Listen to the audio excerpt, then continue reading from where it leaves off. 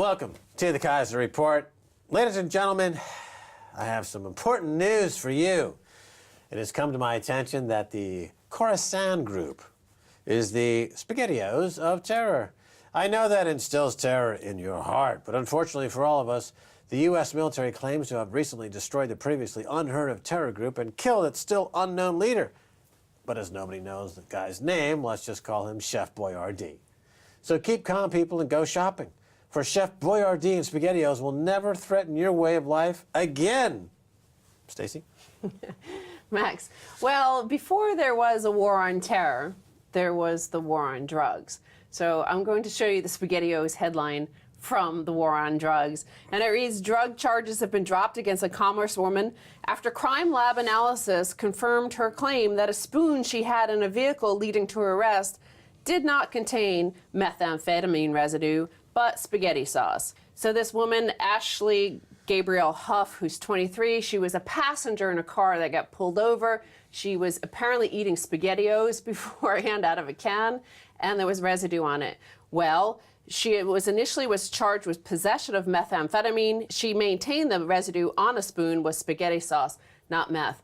It took 3 months of her in jail for her to get released, and for the crime lab to come back and say, oh, it's not meth, it was SpaghettiOs. Right, SpaghettiOs, little round spaghetti in a can with tomato sauce, and this woman was eating the SpaghettiOs, and she got charged for methamphetamine possession.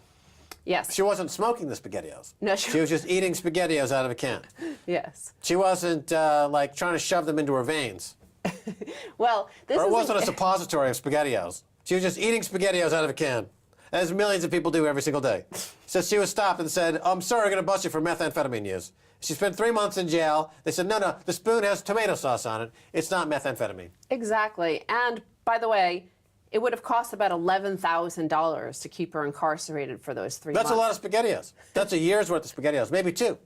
Probably 2 years. You could buy a whole ward at the prison, SpaghettiOs, for that amount of money. But she was at this because she spent so long in there because she couldn't make bail, she couldn't afford bail. Her lawyer said this, I think what the unfortunate part about her case is that she was probably willing to take the felony to close out her case so that she could get out of jail, even though she always maintained her innocence. So they were offering her a plea bargain is just plead guilty to the felony charge of methamphetamine possession and we'll let you out now. But she would have a felony charge, which means, of course, in America that you could never vote again, you could never participate in the democracy, and blah, blah, blah.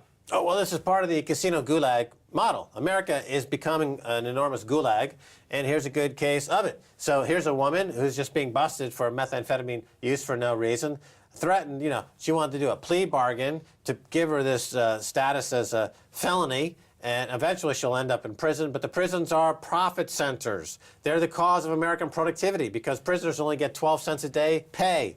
So this is the gulag. The gulag at the casino is that maybe you won't go into prison. Maybe you'll win the lotto. Maybe you can play lotto in the prisons. That's the greatest thing about America now is they're going to merge Harrah's and Bally's and all these great Caesars, these casino operators. They're going to merge them with private prison operators like Corrections Corps of America. So we create a true industrial strength gulag prison casino economy. So people are being lining up, like they line up for iPhones, to get into prison and get SpaghettiOs served to them all day long, all the SpaghettiOs they can eat, and a chance to win at the casino. So at the top of the show, you said the Khorasan group was like the SpaghettiOs of terror. The Khorasan group, anatomy of a fake terror threat to justify bombing Syria. You know that this Khorasan group, nobody ever heard of it until the AP published a report based on totally anonymous sources of very concerned government and military officials who are speaking totally off the record because this is top secret information. There's a group scarier than ISIS, scarier than Al-Qaeda, scarier than all these guys. You can't even imagine. We can't tell you what they're going to do, but we need to go bomb. And they began bombing. Now, Glenn Greenwald in this article points out to 2 tweets that summarizes this whole thing, both from Richard Engel, NBC News, which was pushing this war. First one, September 23rd, the day of the bombings began. Officials say Khorasan is a threat to U.S. because it aims to bring down airplanes with explosives. The explosives were clothes, by the way. They had flammable clothes, which All clothes, by the way, are flammable. If I set light to your clothes right now, you'll catch on fire. The second one was the following day from Richard Engel, and he said, Syrian activists telling us they've never heard of Khorasan or its leader. So it might have been as fictional as that methamphetamine, which was actually just SpaghettiOs sauce. On the Khorasan or kerosene or Khorasan, or I mean, this was obvious. Remember going back last year, there was a vote in the UK Parliament whether or not to bomb Syria, to invade Syria, and they voted it down. So this threw the UK, US military complex into disarray because suddenly it looked like their income was going to be interrupted for some reason. So they made up a thing called kerosene or Khorasan, and they used it as justification to bomb Iraq, which we know is also a justification to bomb Syria. So this is how they get around the law-making process here in the UK. So David Cameron, he doesn't respect Parliament whatsoever. Parliament said no to David Cameron. So they invented a fake terrorist group to justify killing people in Syria. That's the Prime Minister who's here in the UK now. They make a boogeyman out of thin air. It's less substantive than the hologram of Julian Assange when he was recently interviewed as a hologram. This terrorist group is even less substantive. There's absolutely nothing there. But Cameron, after he lied to Scotland through his teeth and set them down the path to servitude, to the casino gulag model, he figures, you know what? I'm going to go in front of these people on BBC and say, there's a threat. It's called Kim Kerosene. And he's going to start killing Syrians. Well, of course, this is just going to set Well, motion. they're already killing Syrians, and according to a headline from Reuters, it said U.S.-led raids hit grain silos in Syria, kill workers. So, when they wiped out Khorasan, it might have been a grain silo for all we know, just like the SpaghettiOs turns out into methamphetamine that gets you locked up for 3 months in a jail. And now when they were asked, James Comey, the FBI director, and Rear Admiral John Kirby, the Pentagon spokesperson, they each acknowledged that the U.S. did not have precise intelligence about where or when the cell known as the Khorasan Group would attempt to strike a Western target, which was, remember, the excuse that they used to invade and destroy Syria. Well, Kirby, briefing reporters at the Pentagon, said, I don't know that we can pin that down to a day or a month or a week or 6 months. We can have this debate about whether it was valid to hit them or not, or whether it was too soon or too late. We hit them. And I don't think we need to throw up a dossier here to prove that these are bad dudes. But it could have been the grain silo, and just like this woman who was pulled over and thrown into jail, that's the same sort of excuse they use on Fox News and other media in America. Well, they'll say, well, this woman's in jail, she must be guilty because she's in jail, so she shouldn't have been carrying around SpaghettiOs that looked like crystal meth. Well, how is that not a war crime? Seriously. How is that David Cameron commits murder with no justification whatsoever? How is that not a war crime? There's no basis for it. I mean, I understand it. The economy here in the UK is based on David Cameron being a war criminal. But what I don't understand is that when there's blowback, when these guys get beheaded, when there's violence in the street, I don't understand how Cameron can go in front of the House of Commons and go, oh, boo-hoo, one of our people got beheaded. Because you caused it, you frickin' war criminal. So just man up, cowboy up. If you're going to go commit war crimes and murder people without any justification, there's going to be blowback, you frickin' pie-eating, ham-faced. Well, the people love it because they get jobs. And here's the headline, another one from The Intercept, and it reads, defense contractors are making a killing. Stock prices for Lockheed Martin, General Dynamics, Raytheon, and Northrop Grumman set all-time record highs last week as it became increasingly clear that President Obama was committed to a massive sustained air war in Iraq and Syria. So defense stocks are up 19% this year, and versus 2.2% for the S&P 500. So this provides jobs. This provides rising stock markets. It's good. People will say, well, we're willing to sacrifice a few people for these jobs. But that's what I said. In other words, when they voted no to invade Syria before, those stocks traded down.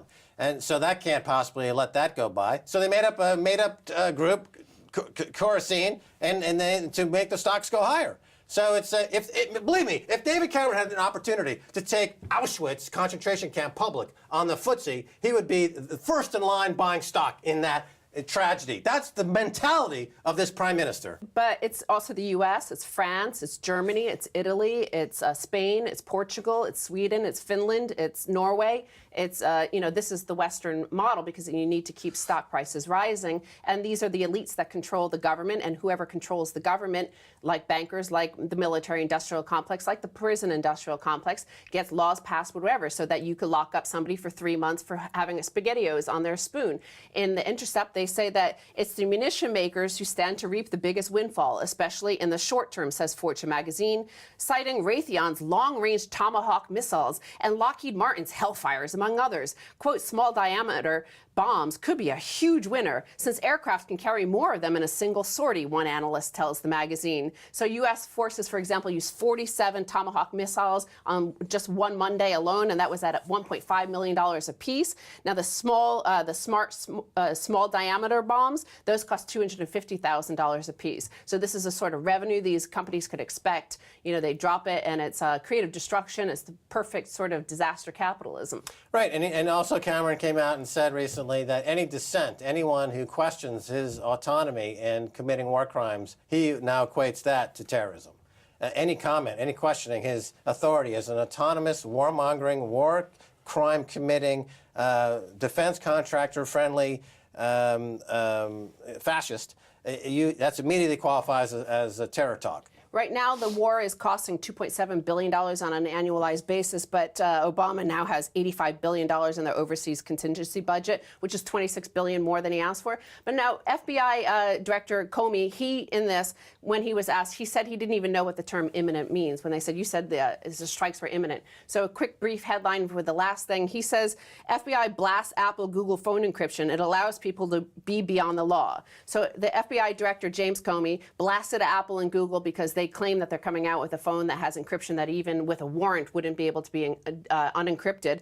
And he said he could not understand why companies would market something expressly to allow people to place themselves beyond the law, which, first of all, he's beyond the law when he's encouraging a war on a grain silo or a spoonful of SpaghettiOs. Who knows what it was that we bombed? But he doesn't even know what the word imminent means. So how does he even know what the word encryption or law means? Look, I mean, these exact laws were what the British passed shortly before America declared their Declaration of Independence. The ability to just examine everything willy-nilly without any court order whatsoever. And America, thank God, went to war with the monarchy and jettisoned these Marmite swilling eaten toffs, But, so just... Anyway, we got to go. It's so disgusting. That was called the writ of assistance, by the way, and it's time to rise up again. All right, you heard it here first. Well, stay tuned for the second half, a whole lot more.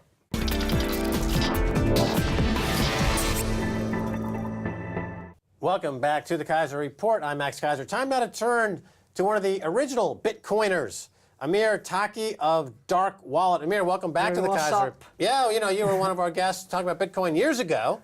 Yeah. So you're really one of the pioneers, and I think now probably world recognized. I think everywhere you go, people don't big me up so much. No, well, you're modest, Amir. Let's talk about Dark Wallet for a second, because this is a new project that you've been involved with Cody Wilson of the printable gun fame.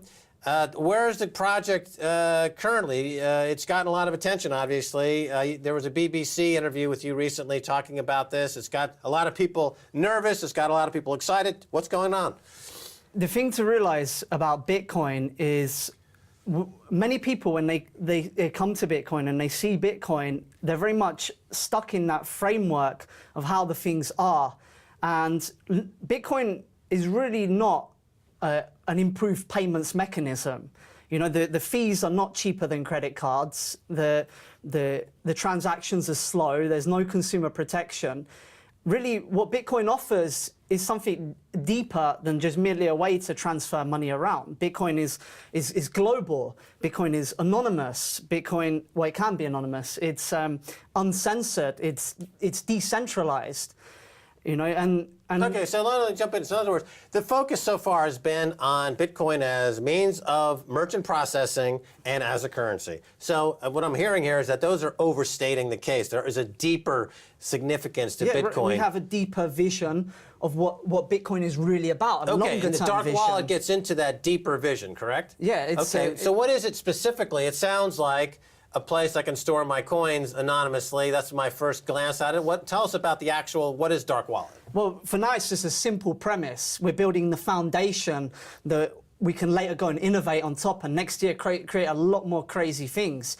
But at the moment, it's just about a wallet where you have your privacy, you can maintain the integrity of your transactions. And anonymity is really important for free speech, because it's like, oh, you can do whatever you want, just tell me your name and your address.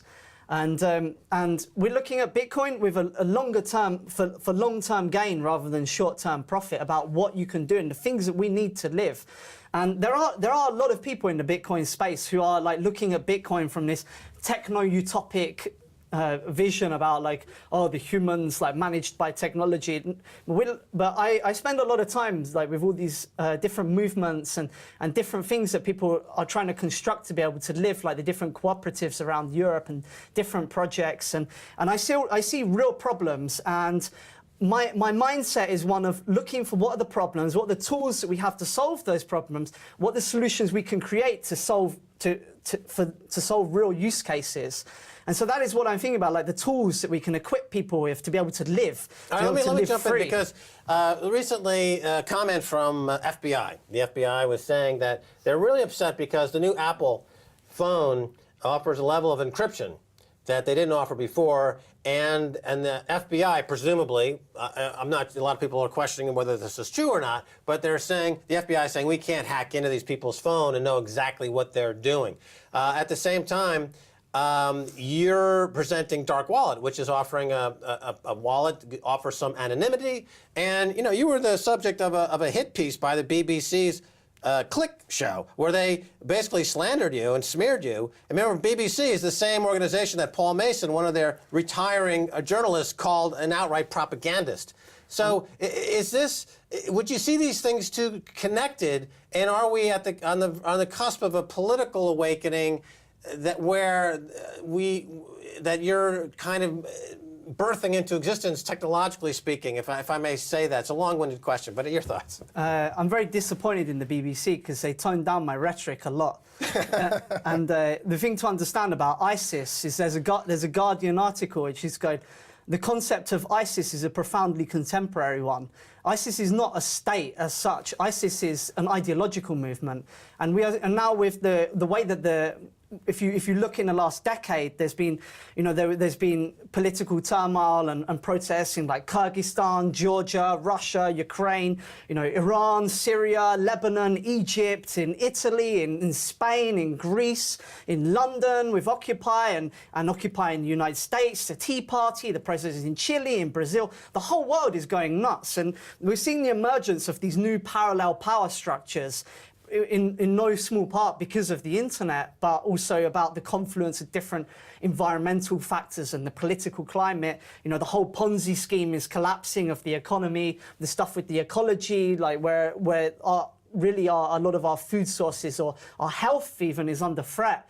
And the rise of fascism in the States. There's been this kind of illusion since the end of the Second World War, of the great grand society and a big institution, and that somehow the people inside of that who are neutral, and we have the awards, we have the qualifications, and we are the neutral arbiters on behalf of the big society, and that each person votes through that, and that somehow these big democratic institutions manifest the will of the people.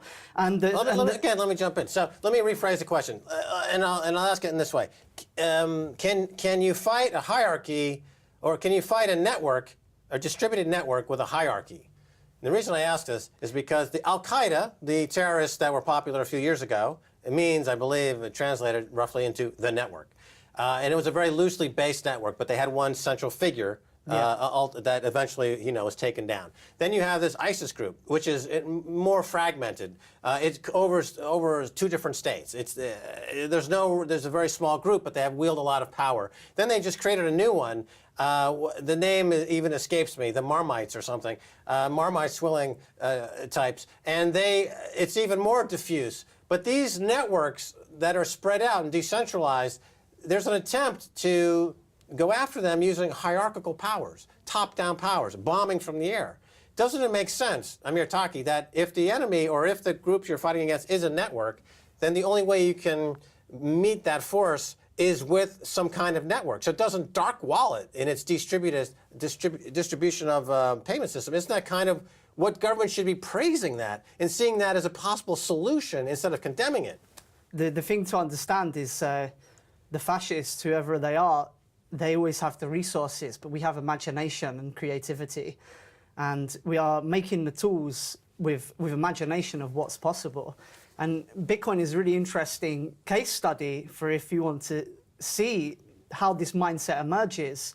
You know, when people start to say, okay, we are going to go into the system. You know, there's this honey badger meme that Bitcoin is impervious to change, that Bitcoin is like a thing that will just go into the system. And in fact, without recognizing actually that technology is very much a social phenomena.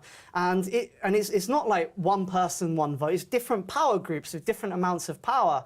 And when we talk about Bitcoin, we cannot divorce the socio-political rhetoric from the technology. There's a lot of people who make the argument that goes something like this: Bitcoin is neutral. Everybody can participate in it. Therefore, Bitcoin is politically neutral, which is you cannot say any technology is politically neutral. The thing that separates man from the animals is that man, rather than being content to be a figure moving through the landscape, is a shaper of the landscape. It's our tool use that it propelled us to where we are today. And technology, we have to recognize that technology is the tool that we use to live and that we can use to construct the world as we want through creating or empowering the values that we want to see happen. And there is a lot of people now in Bitcoin who are trying to divorce Bitcoin from its political narrative. You know, there was an article recently which was called "The Man Who Really Built Bitcoin," talking about how Gavin Andresen is the real pioneer of Bitcoin and downplaying Satoshi Nakamoto. And it's like, it's playing the whole line of, you know, we are the dispassionate engineers who are developing Bitcoin according to established process. You know, not that Bitcoin is made by creative artists or individuals, that it's made according to this like big superstructures. And businessmen obviously love that. You know, like there was Bitcoin Nordic recently is saying about how, oh, we got investment from the government, you know, and they're saying that because it's like, okay, we want to get in with the government because then the government's going to give us more better favors to allow us to operate in this market. Okay, let me cut it. A lot of people seeing themselves as being like some libertarian ninjas that's going into the system and we're going to destroy it from within,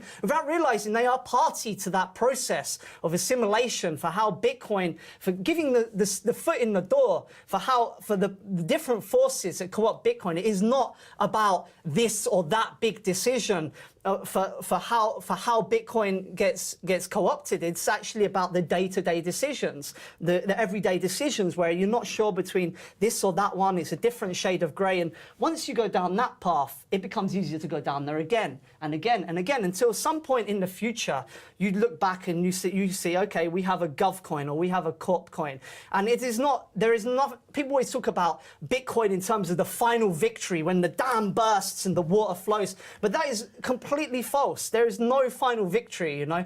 People always used to talk about the year of the Linux desktop, which never happened, you know. And Esperantists always talk about the fina venko, the final victory. The thing is we may win individual battles, but it's very much about the process or the struggle, you know. And it is the nature of human beings that we lie and we cheat and deceive. But also human beings who do not lie and cheat and deceive will find each other. And because they are not lying and cheating, deceiving each other, when they work together, they're more efficient. And it's very much this finding the process that's what's really important, and being part of the continual striving towards making the things with more human values, about getting back to what it really means to human spirit, because we need to recognize that humans are not neutral. We are not robots. And I trust in that guy because he inspired me, because I like his values, you know. And if we want to make the things serve for ourselves, we need to make the things between ourselves mutually, one to the other, you know, because if we're always going to have to be trusting in that guy in these temples of power, then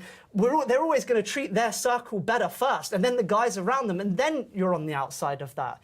Yeah. Okay. Well, let me. So Bitcoin- just to finish, my point is that for the BBC or for the government to say dark wallet's anonymous and bad guys can use an anonymous wallet, therefore it's bad, misses the entire point that you've just very brilliantly articulated. That there's a whole world of opportunities there that people can dig into, and it can be transformative in a way that this government and others simply are ignoring because they're wed to the old methodology. We only have about 30 seconds left. Now, when you started doing your Bitcoin conferences years ago, I was privileged to be at one of the early conferences of Amir Taki. Oh, thank you. And but since that time, it's taken on a more corporate tone. The conferences these days are full of investment bankers and guys from Silicon Valley. Is Bitcoin going to survive this wave of beige and khaki pants? You know, there's always some process of assimilation to some degree. It's just like to what degree that happens, you know, and how much do we preserve the integrity of the principles of Satoshi Nakamoto. And we have to also be unyielding in our striving towards our vision or with our imagination. We'll cut her off there. Thanks so much for being on the Keiser Report again. Thank you. Bye, y'all. All right, well, that's it for this edition of the Keiser Report with me, Max Keiser, and Stacey Herbert. I'd like to thank our guest, Amir Taki of Dark Wallet. If you'd like to get in touch, tweet us at Keiser Report. Until next time, bye, y'all.